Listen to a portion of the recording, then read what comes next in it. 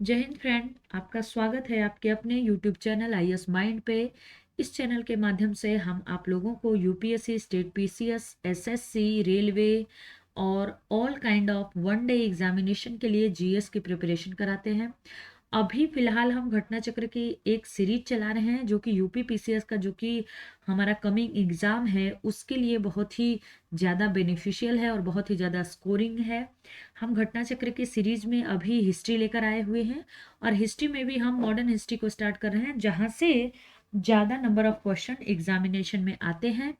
After this या तो कह ले साथ के साथ हम पॉलिटी, ज्योग्राफी और सारे जीएस के सब्जेक्ट को इसमें कवर करने की कोशिश करेंगे। आप लोगों का रिस्पॉन्स अगर अच्छा रहा तो हम चीज़ें अपनी स्टडी मटेरियल और स्टडी वीडियोस को और ज़्यादा एक्सप्लोर करने की कोशिश करेंगे, इसलिए हमारे साथ बने रहिए। हमारे चैनल को सब्सक्राइब करिए, वीडियोस को लाइक करिए, अगर आपको कुछ सजेशन देना है तो कमेंट करिए और इस तरीके से अपना साथ हमारे साथ बनाए रखिए। चलिए हम अपनी वीडियो स्टार्ट करते हैं। अगर आपने इसके पहले वाली वीडियो नहीं देखी है तो उसको जाके देख लीजिए, क्योंकि इसमें हम जो पॉइंट स्टार्ट कर रहे हैं वो बीच में से स्टार्ट कर रहे हैं। स्टार्टिंग पॉइंट से हमने इसके पार्ट वन में बनाया हुआ है। पार्ट वन में हमने इसको पूरा डिटेल में समझाया हुआ है।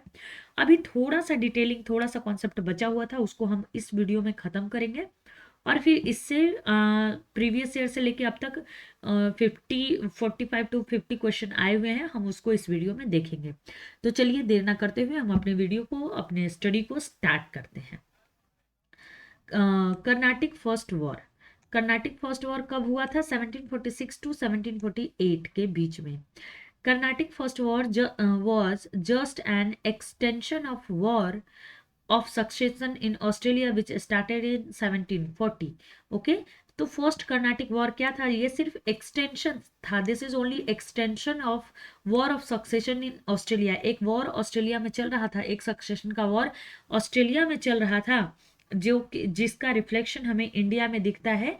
किस रूप में? फर्स्ट कर्नाटक वॉर में। इसका इंडिया से कुछ लेना देना नहीं था, चूंकि ऑस्ट्रेलिया में चीजें हो रही थी, इसीलिए ब्रिटिशर्स, सॉरी ऑस्ट्रेलिया नहीं, ऑस्ट्रिया है ना, ऑस्ट्रेलिया एक अलग चीज है। Austria is the part of the Europe and European country and जब ब्रिटिशर्स ने देखा कि भाई ऑस्ट्रिया में चीजें हो रही है, तो उन्होंने फ्रांस को प्रोवोक करना स्टार्ट कर दिया, जिसको हम आगे देखेंगे। which started in 1740. Okay, in 1746, English and French started war without any consent of their home nation in India. Okay, तो ये वॉर, फर्स्ट कर्नाटिक वॉर को किसने स्टार्ट किया था? इंग्लिश एंड फ्रेंच में। क्वेश्चन आएगा फर्स्ट कर्नाटिक वॉर किसके किसके बीच हुआ था? इंग्लिश और फ्रेंच के बीच में हुआ था। और इसके पीछे का रीजन क्या था? इसके पीछे का रीजन, जो इमीडिएट रीजन था, वो रैंडम रीजन वो बनाया गया था, वो प्रोवोकेशन था इंग्लिश आर्मी की तरफ से। बट वो उसके पीछे जो मेन रीजन था वो क्या था? War of succession in Austria. Austria का वॉर ऑफ सक्सेशन जो चल रहा था वही इसका बेस था। English army under the leadership of the captain Burnet. Captain Burnet was the English army leadership, है ना। Seize French ship. अब बताओ ये क्या है? फ्रांस को प्रोवोक करना ही है ना, कि इंग्लिश आर्मी का एक लीडर है जिसका नाम कैप्टन बर्नेट है, उसने सीज कर लिया फ्रेंच शिप को। This was the immediate reason for the war. और ये फर्स्ट कर्नाटिक वॉर का इमीडिएट रीजन बन गया, जो कि एकदम फुलिश रीजन था। ये कोई ऐसा रीजन नहीं था, ये ओनली प्रोवोकेशन था, just because they wanted to satisfy the reason of the region of their own country. Okay, आगे हम देखते हैं। During the first Carnatic war Nawab of Carnatic का जो नवाब था उसका नाम क्या था? अनवरुद्दीन। ये भी इंपॉर्टेंट क्वेश्चन, इंपॉर्टेंट पॉइंट है, इससे भी क्वेश्चन आते हैं कि during the first Carnatic war who is the nawab of Carnatic? तो he was Anwaruddin. Sent an army of 10,000 men under the leadership of the Mahfuz Khan to attack French. दूसरा पॉइंट ये इंपॉर्टेंट बनेगा हमारे क्वेश्चन में कि फर्स्ट कर्नाटिक वॉर के टाइम पे जो नवाब था कर्नाटिक का, अनवरुद्दीन, वो किसके फेवर में था? तो वो ब्रिटिशर्स के फेवर में था, क्योंकि उसने जो अपनी आर्मी भेजी थी 10,000 लोगों की, वो वो लीडरशिप में महफूज खान के लीडरशिप में भेजी थी।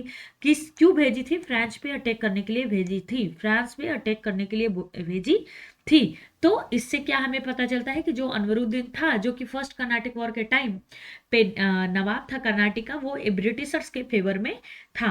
Under the leadership of the captain paradise the French defeated, under the leadership of French under the leadership of Captain Paradise. Captain Paradise was the leader of French army. Okay, French defeated the force of Nawab at the place called Saint Home at Adyar River, है ना। तो जो French force है उसने डिफिएट किया जो नवाब है उसकी आर्मी को, कहाँ पे? आडिया रिवर के पास, सेंट होम में।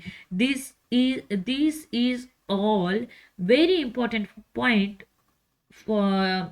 Very important point for our examinations. तो आप लोगों को बहुत ही ध्यान से इस चीजों को समझना पड़ेगा।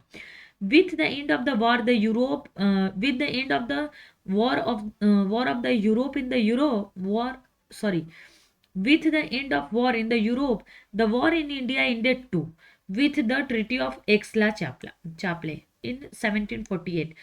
एक बात यही याद करने की बात है, क्योंकि देखो जो फर्स्ट कर्नाटिक वार था ना, उसका कोई तो रीजन ऐसा मजबूत इंडिया में था नहीं, वो सिर्फ वॉर ऑफ सक्सेशन ऑस्ट्रिया में चल रहा था। उसकी वजह से यहाँ पे प्रोवोकेशन चालू हो गया ब्रिटिशर्स का फ्रेंच को।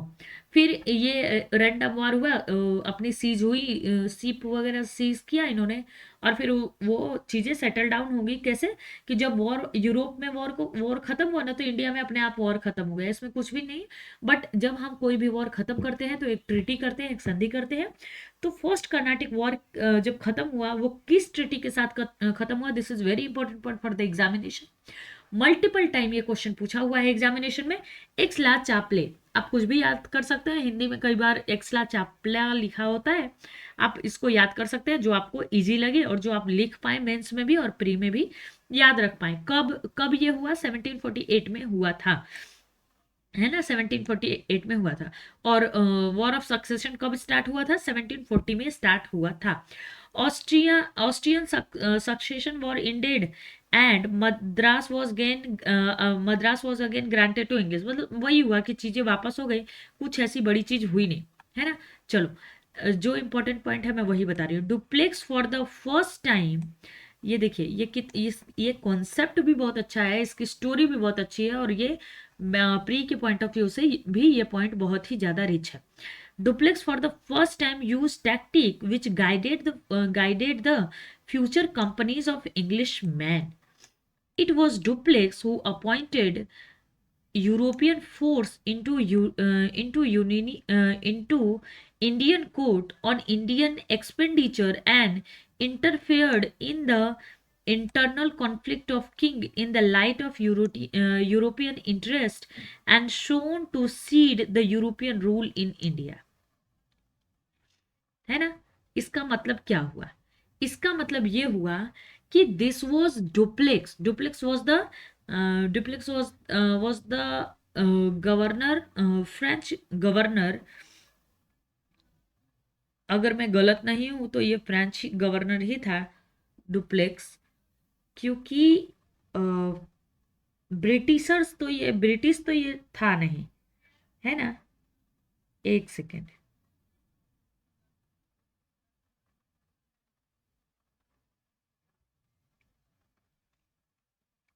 मैं इस चीप पॉइंट को थोड़ा सा क्लियर कर लेती हूँ, फिर मैं आप लोगों को ये चीज़ें थोड़ी अच्छे से बता सकती हूँ।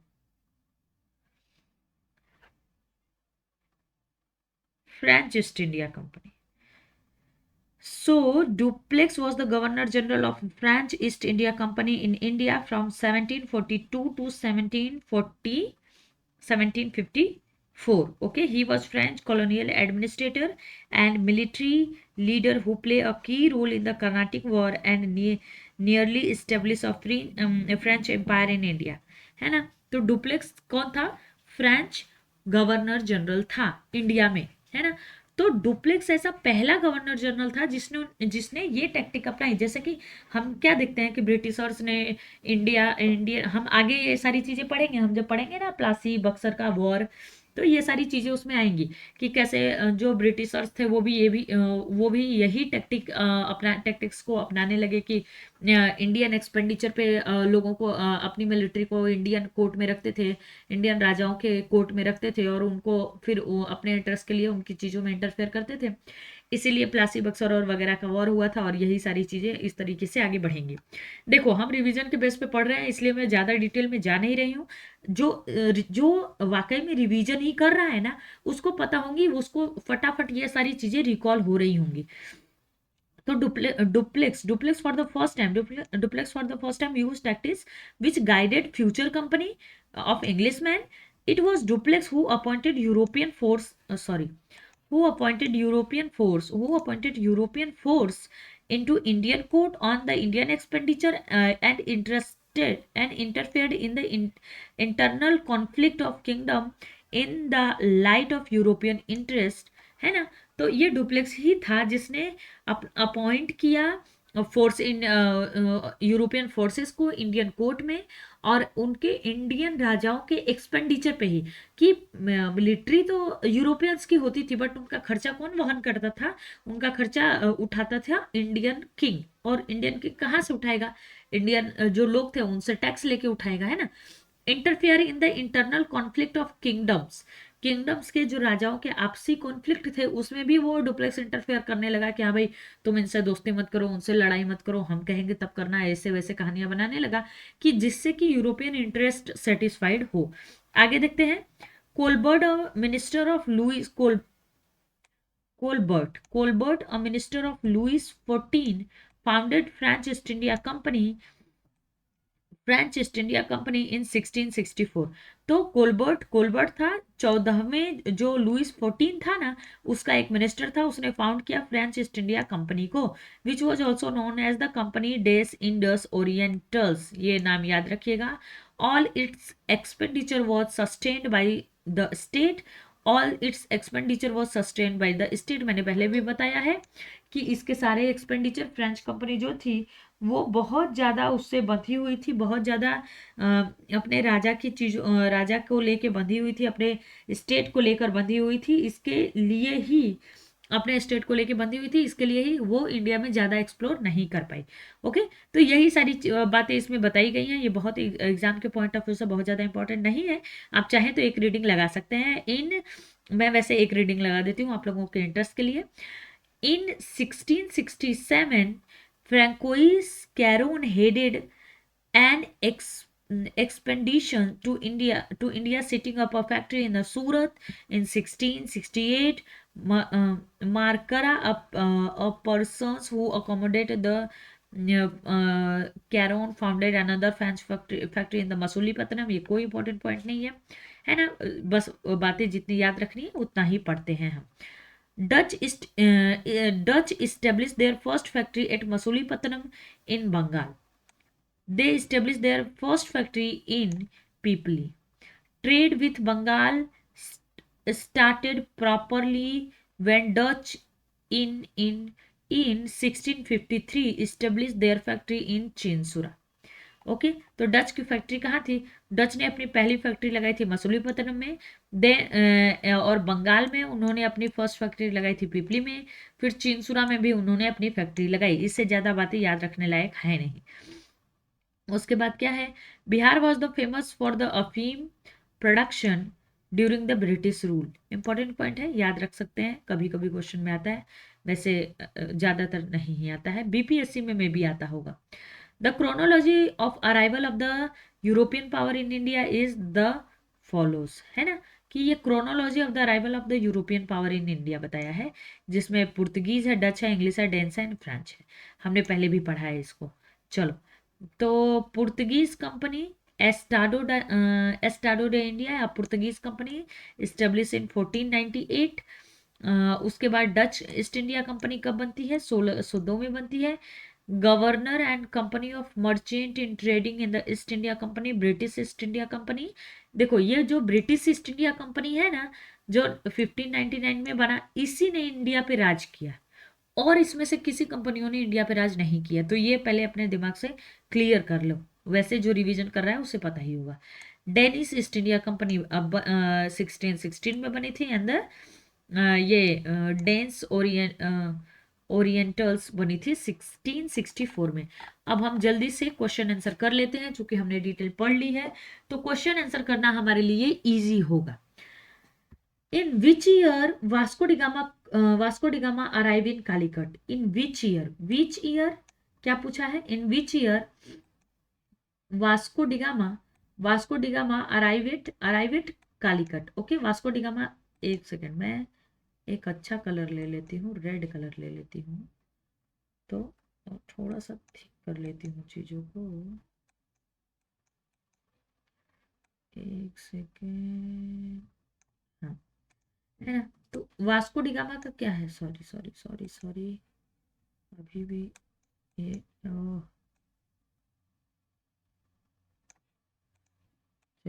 अभी भी वास्को डिगामा का अराइवल कालीकट में कब हुआ था? जैसा कि हम सब जानते हैं 1498 एडी में हुआ था।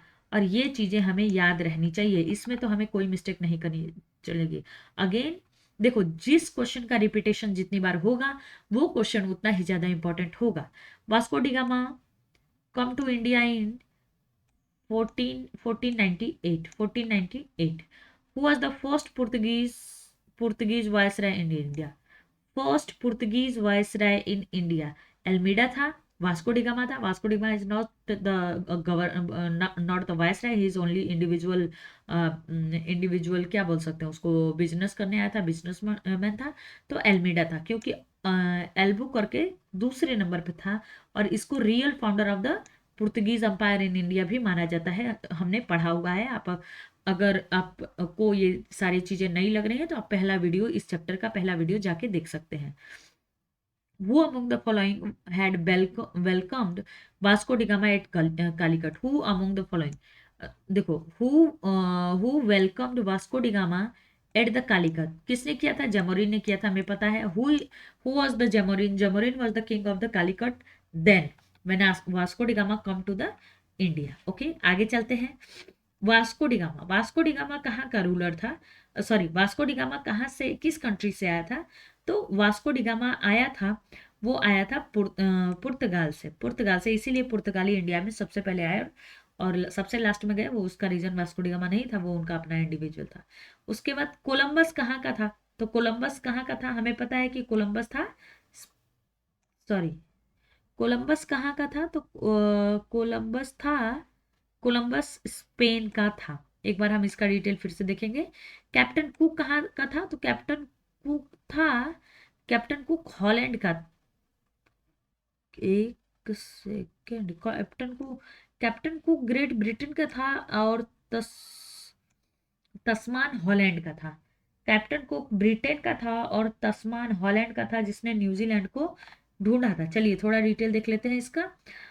Portuguese sailor Vasco da Gama discovered the Indian route. Spanish voyagers, okay. Columbus discovered the America, okay. Portuguese, देखो यहाँ पे क्या लिखा है, यहाँ पे लिखा है कि Portuguese Vasco da Gama discovered the Indian route. तो वास्को डिगामा तो पुर्तगीज था। Spanish voyager Columbus discovered the American route. British captain Cook, तो कैप्टन कुक ब्रिटिशर्स था, और हॉलैंड का था तस्मान, जिसके नाम से तस्मानिया पड़ा, और फिर बाद में वो चीजें हो गई। चलो आगे देखते हैं। Who among the following visitor to India did not belong to the Portuguese country? कौन ऐसा है, कौन ऐसा विजिटर है जो कि पुर्तगीज कंट्री से बिलोंग नहीं करता है? पेटर मुंडे। बहुत इंपॉर्टेंट नहीं है, आरओ में आया है, तो इसको ध्यान में रख सकते हैं, क्योंकि कभी कभी ऐसे थोड़े टफ क्वेश्चन, थोड़े डीप क्वेश्चन दे देते हैं, बट ठीक है। Real founder of the Portuguese power, हमने पढ़ा है, अल्बू करके पढ़ा है ना, पहले से पढ़ रखा है कि अल्बू करके है भाई, अभी भी मैं बताई हूँ अल्बू करके। चलो next, eight which one of the following place in India did the Portuguese build their first factory? है ना, eight which place in India did Portuguese build their first factory?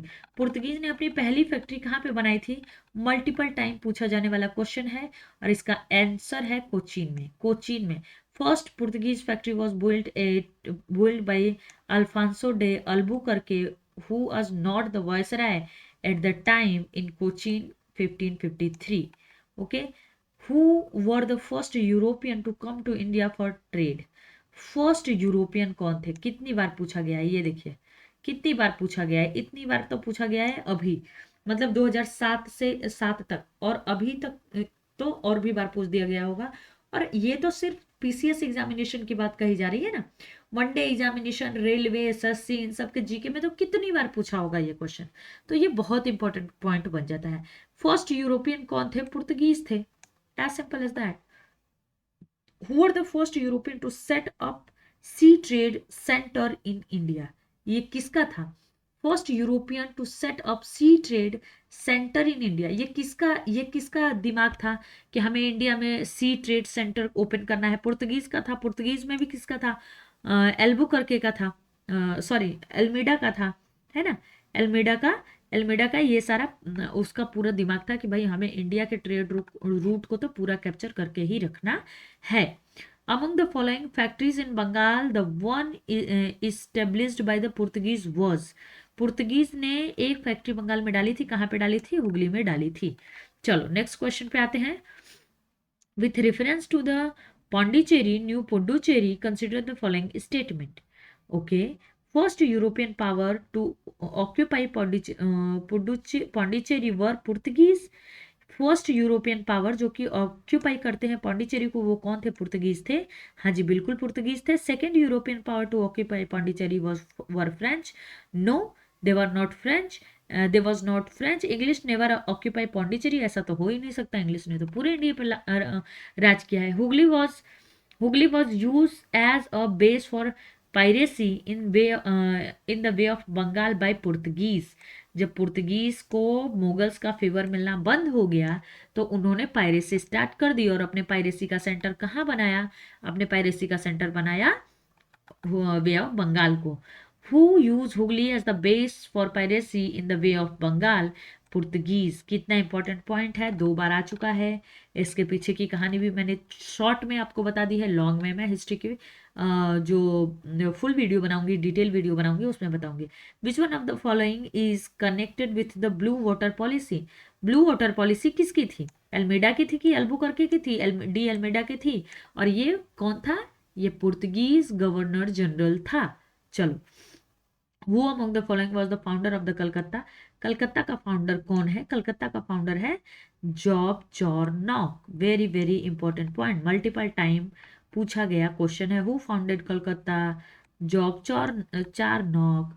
With reference to the entry of the European power into the India, which one of the following statement is not correct? Not correct, very important. ये सारी short point को बहुत ज्यादा ध्यान में रखना है। Portuguese captured Goa इन 1499। Portuguese capture Goa इन 1499? जी बिल्कुल नहीं, क्योंकि 1498 में तो वो आया था, वास्को डी गामा आया था। कॉमन सेंस भी अगर क्वेश्चन सॉल्व करने में लगाए तो लग जाएगा कि जो ये था, जो पुर्तगीज कैसे कैप्चर करेंगे, क्योंकि एक साल में वास्को डी गामा आया था। अभी गवर्नर जनरल तो कोई बना नहीं, क्योंकि ये बात तो 1510 की है ना। पहले गवर्नर जनरल बनेगा, एक अथॉरिटी आएगी, कुछ उसके पास लीगल राइट्स होंगे, तब तो वो किसी चीज को करेगा। English open their first factory in south India at Masulipatnam? जी नहीं बिल्कुल, ये English open their first factory in south India at the Masulipatnam? जी हाँ। in East India, the English company opened its first factory in Eastern India. इस देखो, ये सारे पॉइंट ना एकदम राइट हैं, और इसको वैसे भी याद कर लेना कि जैसे कोई स्टेटमेंट याद कर रहे हो कि इंग्लिश का फर्स्ट फैक्ट्री साउथ इंडिया में मसूलीपट्टनम था। इंग्लिश का फर्स्ट फैक्ट्री ईस्ट इंडिया में उड़ीसा में था। Under the leadership of the Dupleix, French occupy Madras in 1746? हाँ बिल्कुल, ये तीनों पॉइंट इंपॉर्टेंट, ये तीनों पॉइंट सही है और इंपॉर्टेंट भी है। चलो आगे देखते हैं। The first to start a joint stock company to trade with India were Dutch, है ना? डच की ज्वाइंट स्टॉक कंपनी पहली बार किसने खोली थी इंडिया में ट्रेड करने के लिए? तो वो डचों ने खोली थी, डच ने खोली थी। In which of the following place the Dutch establish their trading centre in India is all the above. देखो जब ऐसे ट्रेडिंग सेंटर की बात होती है ना तो मैक्सिमम टाइम सारे जो सारे ऑप्शन होते हैं वो सही होते हैं अगर सारे ऑप्शन में सिर्फ जगह का नाम दिया गया हो तो, क्योंकि छोटी बड़ी कंपनियां हर जगह पे खोल के रखता ही है इंसान, और इतना डिटेल में किसको याद रहेगा यार, इतने इंपॉर्टेंट इंपॉर्टेंट चीजें हैं। अभी इतना डिटेल में डच का तो कौन याद करके रखेगा? तो कभी कभी ना ऐसे डीप क्वेश्चन भी बना देते हैं जो कि देखो ये क्वेश्चन ऐसा है ना कि आया तो ठीक, नहीं आया तो ठीक, क्योंकि देखो इतनी चीजें नहीं याद कर, अब इतना पूरा नाक पतना इतना पूरा कॉन्शियस हो कि हाँ भाई डच ने इस जगह पे ही अपनी कंपनी को स्टेब्लिश किया था, इतना तो नहीं याद हो सकता है। तो इसमें पॉसिबिलिटी एक ये होती है, इसीलिए देखो इसमें all the above is the right answer. क्यों? क्योंकि इसमें पॉसिबिलिटी भी यही है ना कि हर जगह पे छोटी बड़ी कंपनियां या हेल्पिंग कंपनियां तो होती ही हैं। Dutch east India company establish it's factory at the Patna in which year? BPSC का क्वेश्चन है, और सारे स्टेट के लिए क्वेश्चन बिल्कुल जरूरी नहीं है। हाँ, जो बिहार पीसीएस की तैयारी करते हैं उनके लिए थोड़ा सा बिहार के फेवर में क्वेश्चन जरूरी हो जाता है। विच one of the following is the correct statement? Correct statement is that the Dutch defeated Portuguese and built fort William in the modern Kochi. In the modern Kochi. Okay, चलो आगे देखते हैं क्या है। ओ, एक सेकेंड एक सेकेंड।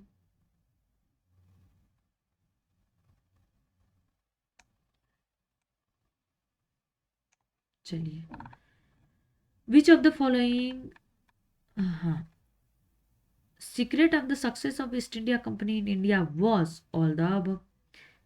अभी पढ़ लेते हैं कि पॉइंट क्या है। Absence of nationalism in India, सही है, बाद में इन्होंने किया, बाद में इन्होंने भी किया, ईस्ट इंडिया कंपनी वालों ने भी किया, ब्रिटिशर्स ने भी किया, ये भी मिशनरीज लेके आए, ये भी अपने इंडियंस सोल्जर्स को, अपने पंजाबी भाई लोग जो हमारे थे उनको, जो मुस्लिम भाई लोग थे हमारे, उनको पहनने नहीं देते थे कड़ा की टोपी नहीं पहन सकते, तो ये नहीं वो नहीं, इन्होंने किया, लेकिन बाद में किया, शुरुआत में नहीं किया। जब जब पूरे ब्रिटिश पूरे यूरोपियन पूरे एलियन कंपनीज का कॉन्फ्लिक्ट चल रहा था ना, तब ईस्ट इंडिया कंपनी ने नहीं किया। तब उनको बस ये था कि यहाँ पे आके अपनी जड़ जमा लो, बस काम खत्म। The company army receive western training and company army receive western training and they had modern arms. ये भी अच्छा पॉइंट है, ये भी ईस्ट इंडिया कंपनी को जीतने में, सक्सेस होने में हेल्प करता है। Indian soldiers lake Fidelity, consequently the one who paid them sufficient could have them on his service। All the above is the सही, कि इंडियन सोल्जर्स ऐसे थे ना कि उनके पास ना मतलब फिडेलिटी की इतना ज़्यादा वो नहीं था, लैक ऑफ फिडेलिटी थी कि इतना ज़्यादा इतनी ज़्यादा चीज़ें थी नहीं कि नहीं भाई हमारा देश है, तुम फॉरेनर हो, तुम कैसे, हम तो नहीं करेंगे उनको। क्योंकि देखो इन भारतीयों पे ना बहुत सारे लोगों ने शासन किया, इंडिया पे बहुत सारे लोगों ने शासन किया, तो इंडिया के फिर जो लोग हो गए ना उनको सारे बाहरी या इंडियन या सब अपने ही लगते थे। उनको लगता था कि हाँ यार ठीक है, जो पैसा दे रहा है वही हमारा मालिक है ना, जो पैसा दे रहा है वही हमारा मालिक है, वही उसी के लिए हमें काम करना है। क्योंकि इसके पहले ये कम से कम नहीं तो 200 से लेके कितना, अगर हम मान लें तो लगभग लगभग 1200 से, तो मान लीजिए कि सल्तनत काल चालू हो गया था, ये 1100 के लास्ट में ही चालू हो गया था। तो 1200 बीसी से लेके 1200 बीसी से लेके इनके पे 1400 तक तो इनके पे मुगलों ने ही शासन किया था। तो इनको क्या लगेगा, इनको लगेगा हाँ भाई जो पैसा दे रहा है वही हमारा मालिक है। तो इनके लिए इनके अंदर ना लैक ऑफ फिडेलिटी थी, और ये थी, ये मानने वाली बात है, क्योंकि अगर ये नहीं होती ना तो ये इतने हम इंडियंस इतने ज़्यादा दिन तक शासन कर ही नहीं, किसी का शासन सह ही नहीं पाते। तो वो भी बात याद रखने वाली है, और ये एक सीखने वाली बात है कि हमारे अंदर एक निष्ठा ही नहीं थी, हमारे अंदर वो चीज़ ही अपने नेशन के लिए, अपनी कंट्री के लिए, अपने लोगों के लिए एकजुटता ही नहीं थी। हमें लगता था कि हाँ भाई हमारा पेट भर रहा है ना, हमें अच्छी सैलरी मिल रही है ना, ये हमारा मालिक है ना, और इसी का फायदा सबने उठाया और आज भी उठाते हैं। है ना। तो ये चीज नहीं होनी चाहिए मेरे हिसाब से, तो पर्सनल लेवल पे भी नहीं होनी चाहिए। चलिए आगे देखते हैं। विच of the following British companies got the first charter permitting them to trade in India? Which of the following British company got the first charter permitting them to trade in India? पहली वो कौन सी company थी जिसने first charter पाया था जो कि permit करता था उनको इंडिया में ट्रेड करने के लिए? तो वो था लेवेंट कंपनी। वो कौन था? लेवेंट कंपनी था। विच one of the following was the first emperor of India when the British east India Company was formed in London? Akbar, है ना। जब British east India company London में बन रही थी तो भारत का राजा कौन था? अकबर था। मैंने आप लोगों को कमेंट करने के लिए भी बोला था। आगे देखिए।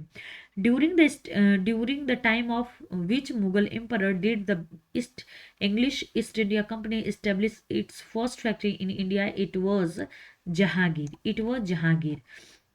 Where in India did Britishers set up their first factory? Where in India did Britishers set up their first factory in 1613? It was Surat. In the first quarter of 17th century, in which of the following were the factories of the English East India Company located? तो बरोच बहुत important नहीं है, 21 IS के UPSC के pre में आया हुआ है। टफ क्वेश्चन है, स्किप कर दोगे कोई परेशानी नहीं है। मैक्सिमम ने स्किप करा होगा क्योंकि इतना घुस के याद रखे भी तो क्या एक बरोच को, और सारा पॉइंट नहीं है याद रखने को। तो यही सारे क्वेश्चन ऐसे होते हैं ना जिनको छोड़ना होता है एग्जामिनेशन में। तो जब हम PYQs कर रहे होते हैं तो हमारे बैक ऑफ द माइंड में ये भी रहना चाहिए कि हाँ क्या पॉइंट हमें याद करना है और क्या पॉइंट हमें स्किप भी करना है। ये अगर ऐसा कुछ पॉइंट आता है तो वहाँ पे एग्जामिनेशन हॉल में पैनिक नहीं हो जाना है। वहाँ पे हमें अपना दिमाग को शांत रखना है और फिर उसको उस हिसाब से अपना काम करना है। First factory of the East India Company was established at Surat, ये तो हमें पता ही है। Which of the following officials defeated Portuguese at the Swally? क्या है? टॉमस बेस्ट है। टॉमस बेस्ट ने पुर्तगीज को ये सॉली के वॉर में, सॉली के प्लेस पे, सॉली के वॉर ऑफ सॉली भी बोला जाता है, उसमें डिफीट किया था। किसने? टॉमस बेस्ट ने। Thomas best was the soldier of British company. Which one of the following European trading company was the first to establish its factory at Surat? It was English. English means Britishers, है ना। In the year 1613, where was the English East India Company given permission to set up a factory trading post? It was Surat. Okay. Bombay was taken over by the English East India Company from the Portuguese. Bombay was taken over by the English East India Company from, कि Bombay English East India Company Bombay को take over किसके द्वारा take over किया गया? Sorry, Bombay East India Company द्वारा take over किया गया किससे? From where? From Portuguese. Okay, चलिए नेक्स्ट हमारा पॉइंट है। Which English governor of the East India Company in India was expelled by Aurangzeb John Child? Detail में पढ़ाया है मैंने। Which one of the following was the immediate cause for the first Carnatic war? Immediate cause, there was not any immediate cause, but एक cause बनाया गया। Issue of Carnatic succession? बिल्कुल नहीं। Capture of French ship by the Britishers? ये इसको cause नहीं बोलते हैं, इसको प्रोवोकेशन बोलते हैं। बट ठीक है, अगर ऑप्शन में जो है उसी हिसाब से हमें अपना आंसर देना है। यहाँ पे 10 चीजें हो सकती है ना 10 लोगों के हिसाब से, बट जो ऑप्शन में है वो उसी हिसाब से हमें आंसर करना है, उसी हिसाब से हमें चीजों का आंसर करना है। आगे देखिए। Karnataka war was fought between? Karnataka war किसके बीच में लड़ा गया था? तो इंग्लिश और फ्रेंच के बीच में लड़ा गया था, और उसके बाद हमने डुप्लेक्स की कहानी पढ़ी थी। चलिए, फर्स्ट कर्नाटक वॉर में ended by treaty of Paris? जी बिल्कुल नहीं। इनकन्वीनियंस इनकन्क्लूसिव वॉर था ये भी नहीं था क्योंकि ट्रीटी तो हुई थी। ब्रिटिशर्स लॉस्ट हुआ था? ये भी नहीं था, ब्रिटिशर्स का भी लॉस नहीं हुआ था। अब यहाँ देखते हैं। Ended by treaty of Aix la Chapelle, तो फर्स्ट का तो 4 है, फर्स्ट का 4 ओनली एक ऑप्शन में है, तो उसको हम कर देंगे सही बिना कुछ पढ़े। अभी हम पढ़ेंगे क्योंकि हम अभी तो रिवाइज कर रहे हैं, तो हमें सारा पॉइंट जानना जरूरी है। लेकिन अगर हम एग्जामिनेशन हॉल में बैठे हैं और हमारा एक भी ऑप्शन अगर मैच किया, पहले तो आप ये देख लीजिए कि कौन सा ऑप्शन मैच कर रहा है। सबसे पहले चारों पॉइंट पढ़िए, अगर पहला मैच, जिस इसमें क्या है, मेरा पहला ही मैच कर गया क्योंकि मुझे चारों पता है। अगर आपको नहीं पता है, अगर आपको थर्ड कर्नाटिक वॉर का पता है या फर्स्ट मैसूर वॉर का पता है, मैसूर में कौन रहता था, तो टिप्पू सुल्तान के है ना, हैदर अली और टिप्पू सुल्तान की कहानी थी मैसूर में।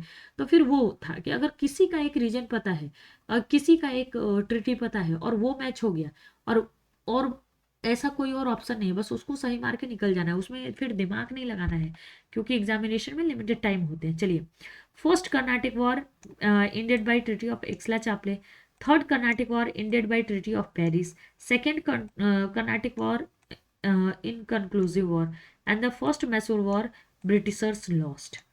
क्योंकि हैदर अली ने तो धूल चटा दी थी ना ब्रिटिशर्स को फर्स्ट कर्नाटक, इसलिए तो वो चिढ़ गए, फिर वो टिप्पू सुल्तान और उनके बच्चों को भी लेके चले गए। इसके बारे में आगे हम जैसे जैसे आएगा वैसे वैसे पढ़ते जाएंगे। With reference to the treaty of Aix la Chapelle in 1748, which of the following statement are correct? First Carnatic war was ended, ये हुआ था एक्सला चापला की ट्रीटी के साथ, हाँ जी बिल्कुल हुआ था। English got back Madras, English got back Madras, Britishers को या इंग्लिश को मद्रास वापस मिला था, हाँ जी बिल्कुल वापस मिला था। Who among following was the first European to initiate the policy of taking part in the quarrels of Indian princes with a view of acquired territories? It was Dupleix, हमने अभी पढ़ा है, it was Dupleix, okay? In India, among the following locations, the French established their earliest factory at, कि भारत में French ने अपनी earliest या पहली कह सकते हैं फैक्ट्री कहाँ पे बनाई थी, तो सूरत में बनाई थी, सूरत में बनाई थी, है ना। आगे देखते हैं, French East India Company was constituted during the region of Louis 14, हमने पढ़ा है लुइस 14 कि फ्रेंच ईस्ट इंडिया कंपनी कब कॉन्स्टिट्यूट हुई थी, कौन से राजा के टाइम में कॉन्स्टिट्यूट हुई थी, तो लुइस 14 के टाइम में कॉन्स्टिट्यूट हुई थी। Who among following is considered the founder of the French company in India, कि कौन ऐसा कंसीडर किया जाता है कि founder of French company in India, founder of French company in India was the Colbert, was the Colbert, and who is Colbert? Sorry, who was Colbert? Colbert was the who was Colbert? Colbert was the minister of Louis 14, हमने अभी पढ़ा है। Which of the following factories of Bengal was established by Dutch? It was Hooghly and Chinsura both. आगे देखते हैं, French failed to establish power in the Deccan, in the Deccan because Dupleix was not a capable general, ऐसा तो बिल्कुल नहीं है। French failed to establish power in the Deccan, Y?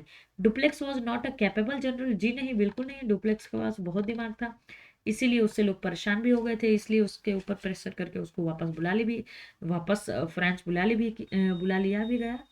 English had a strong army, हाँ जी बिल्कुल ये reason हो सकता है। और देखते हैं, फ्रेंच